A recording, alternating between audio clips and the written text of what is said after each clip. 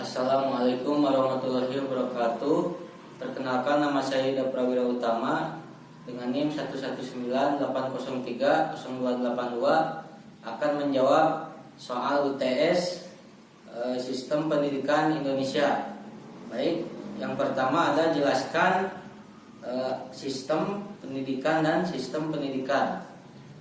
Yang pertama ada sistem. Sistem adalah sub atau bagian-bagian yang saling menyatu dan tidak bisa dipisahkan satu sama lain. Itu yang dinamakan sistem. Yang kedua ada pendidikan. Pendidikan adalah upaya untuk mengembangkan diri, karakteristik seseorang individu sehingga mempunyai kriteria tertentu di dalamnya. Adapun sistem pendidikan adalah suatu metode untuk mempunyai kriteria khusus untuknya mengembangkan kualitas diri hingga seseorang atau individu tersebut dapat bisa mengembangkan dirinya dengan baik. Itu disebut sistem pendidikan. Lanjut, nomor 2 ada jelaskan menurut pendapat Anda tentang gagasan Merdeka Belajar dan Kampus Merdeka sebagaimana digagas oleh Mendiknas Nadiem Makarim.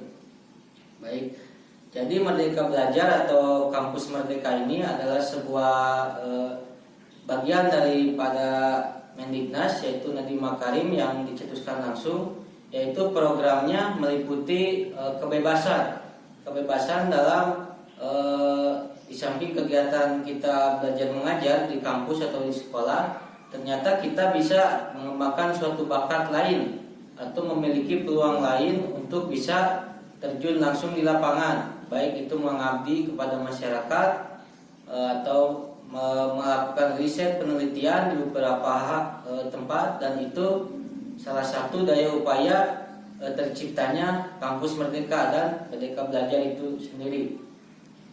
Lanjut, nomor 3, salah satu tujuan pendidikan Islam sebagaimana dalam Quran surat Az-Zariyat ayat 56 mempunyai ayat dan maksudnya.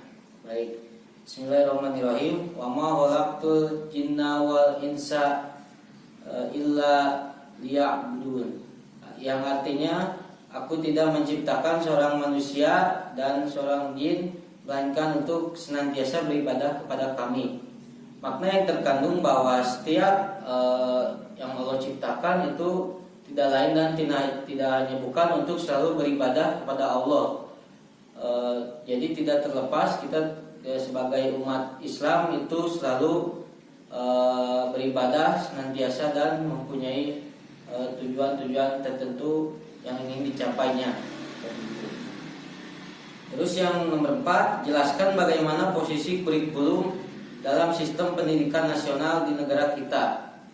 Jadi posisi kurikulum dalam sistem pendidikan Indonesia ini sangatlah sentral ya, sangatlah terpusat dan wajib adanya. Mengapa? Karena ini merupakan suatu konsep yang harus ada dan terus bisa diimplementasikan atau diaplikasikan dengan daya guna yang sangat baik. Mengingat posisi kurikulum ini sebagai arah atau tujuan untuk mencapai suatu pendidikan yang ingin dicapai. Tentu kurikulum ini haruslah ada di dalam sistem pendidikan karena meliput wilayah-wilayah tertentu atau daerah tertentu yang memang haruslah mempunyai arah dan tujuan untuk tercapainya suatu pembelajaran pendidikan ini. Jadi poin pentingnya adalah sangatlah sentral dan harus ada dan harus tetap dipraktikkan dengan baik. Selanjutnya nomor 5, ujian nasional atau UN tetap ada atau ditiadakan. Jelaskan pendapat Anda. Kalau melihat dalam realitas saat ini, mungkin lebih baik UN itu ditiadakan kalau menurut saya.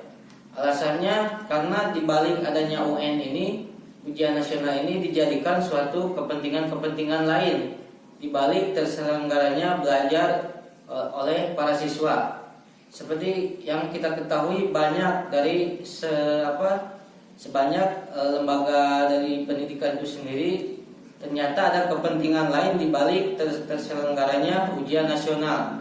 Seperti katakanlah adanya oknum-oknum yang memanfaatkan mempolitisasi bahwa UN ini tidak hanya sekedar penilaian atau penilaian nasional terhadap siswa, tetapi ada kepentingan lain, yaitu lebih mencakup kepada proyek atau berbasis kepentingan proyek di dalamnya memang.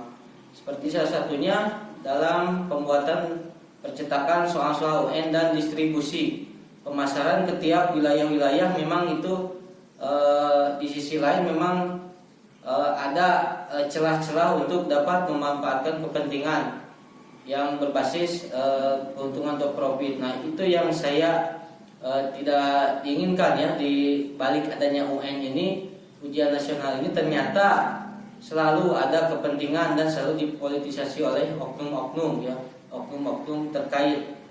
Oleh sebab itu saya menyarankan tidak perlu adanya UN ya, apalagi di masa sekarang ini. Mungkin Nadiem Makarim sekarang mengajukan adanya asesmen nasional atau penilaian nasional di beberapa sekolah atau daerah yang telah diterapkan mulai saat-saat ini. Itu yang dapat saya dapatkan.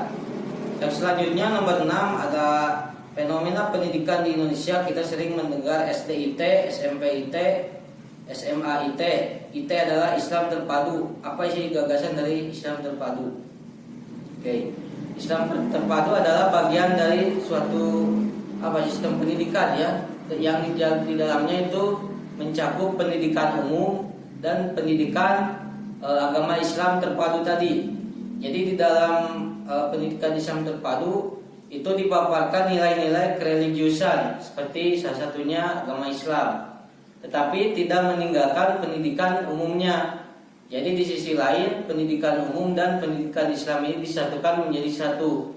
Nah, itu yang disebut dengan gagasan Islam terpadu itu sendiri, baik itu di SD, SMP, SMA. Islam terpadu sudah mulai bermunculan. Itu juga merupakan salah satu upaya atau budaya culture di Indonesia itu sendiri ya, mengingat ini menjadi suatu poin yang harus tetap dilestarikan dan diimplementasikan secara baik. Seperti itu. Yang terakhir ada jelaskan perbedaan kurikulum dan pembelajaran. Kurikulum lebih menerapkan pada arah tujuan untuk kita menemukan bagaimana proses pembelajaran yang baik dan benar itu.